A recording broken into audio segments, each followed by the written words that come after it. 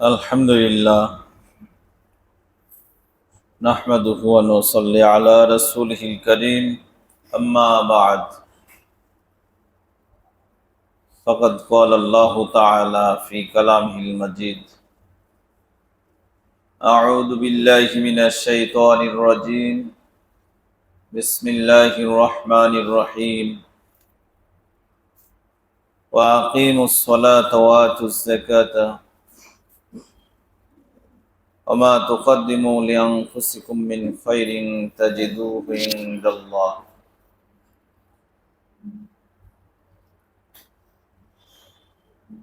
সমস্ত প্রশংসা বিশ্ব পালন কর্তা আল্লাহ রাব্বুল আলামিনের জন্য আমরা সকলেই বলি আলহামদুলিল্লাহ। অসংখ্য দরুদ ও সালাম বর্ষিত হোক আমাদের বিশ্বনবী হযরত মুহাম্মদ সাল্লাল্লাহু আলাইহি ওয়াসাল্লামের প্রতি। আল্লাহ রাব্বুল আলামিন বলেন, ওয়া আকিমুস সালাহ, তোমরা সালাত প্রতিষ্ঠা করো, ওয়া আতুজ যাকাত, যাকাত প্রদান করো, ওমা তুকদ্দিমু লিআনফুসিকুম মিন খায়রিন তাজিদুহু ইনদাল্লাহ, আর তোমরা পরকালের জন্য সৎ আমল করে যা প্রেরণ করছো এর বিনিময়ে আল্লাহর কাছে উত্তম প্রতিদান পাবে ইনশাআল্লাহ। সম্মানিত উপস্থিতি, সালাত প্রতিষ্ঠা, যাকাত প্রদান, এই দুটি নির্দেশ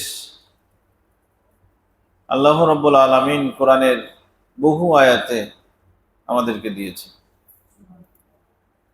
সালাতের সাথে সাথে যাকাতের কথা বলা হয়েছে। তো সালাত প্রতিষ্ঠা করার কথা। সালাত প্রতিষ্ঠার মানে হলো আজান শোনার পরে মুসলিম ব্যক্তি কখনো অন্য কোনো কাজে ব্যস্ত থাকতে পারবে না, যতক্ষণ পর্যন্ত তিনি সালাত না আদা করবেন ততক্ষণ পর্যন্ত মনের মধ্যে একটা অস্থিরতা কাজ করতে হবে। যদি এমনটা কারো মধ্যে হয় তাহলে বুঝতে হবে তার মধ্যে সালাত প্রতিষ্ঠিত হয়েছে। এটা ব্যক্তিগত জীবনে, একদম নিজের ব্যক্তিগত জীবনে এটা সালাত প্রতিষ্ঠিত হয়েছে। পরিবার আছে, স্ত্রী সন্তান আছে, অধীনস্থ কর্মচারী আছে, সবার মধ্যে সাধ্য মতো সালাত প্রতিষ্ঠা করতে হবে। আপনার ছেলে আপনাকে সালাত আদা করাতে হবে, সালাতে অভ্যস্ত করতে হবে। আপনার মেয়ে আপনাকে করাতে হবে, আপনার স্ত্রীকে সালাত প্রতিষ্ঠা করাতে হবে। এটা দায়িত্ব। শুধু আপনি পড়বেন, আপনার ছেলে মেয়ে স্ত্রী কেউ সালাত আদা করবে না, এটা সালাত প্রতিষ্ঠা নয়।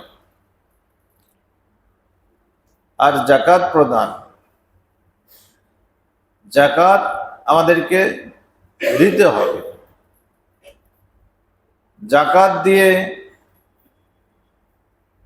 মনে করবেন আপনি অনেক দান খয়রাত করছেন, এটা ভুল। যাকাত দিয়ে দান হয় না। দান খয়রাত সম্পূর্ণ আলাদা, যেটা নিজের সম্পদ থেকে দেওয়া হয়। আর যাকাত হচ্ছে নিজের সম্পদ থেকে মিসকিন, গরিব, দরিদ্রদের হক বের করে দেওয়া, এর মাধ্যমে নিজের সম্পদটাকে পবিত্র করা।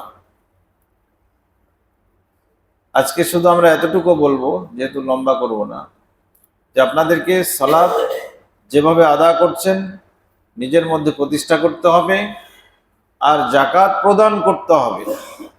যার 50,000 টাকা জমা আছে, গত রমজানে যাকাত আদা করেছেন, এখন এসে দেখছেন আপনার ঘরে 50,000 টাকা জমা আছে, বা ব্যাংকে যেখানে আপনার জমা আছে 50,000-এর মতো খেয়ে পড়ে, তাহলে এই টাকার আপনার যাকাত দিতে হবে। এটা হলো দিরহামের নিসাব অনুযায়ী। আমি খুব সংক্ষেপে বলছি। তাহলে আপনাদের ন্যূনতম নিসাব হচ্ছে 50,000 টাকা, থাকলে অবশ্যই শতকরা 2.5% আপনি যাকাত আদায় করবেন। কম করবেন না, বেশি করার অনুমতি আছে। যদি কেউ মনে করেন আপনার 5,000 টাকা যাকাত আদায় হচ্ছে, আপনি 5,500 টাকা দেবেন, এটার অনুমতি আছে। কিন্তু আপনার 5,000 টাকার জায়গায় যদি আপনি 5 টাকা কম দিতে চান, এটার অনুমতি নাই। আল্লাহ রাব্বুল আলামিন আমাদেরকে সঠিকভাবে, পূর্ণাঙ্গভাবে যাকাত আদায় করার তৌফিক দান করেন। আমিন। আস্তাগফিরুল্লাহ লি ওয়া লাকুম ওয়া লিসাইরিল মুসলিমিন। আসসালামু আলাইকুম।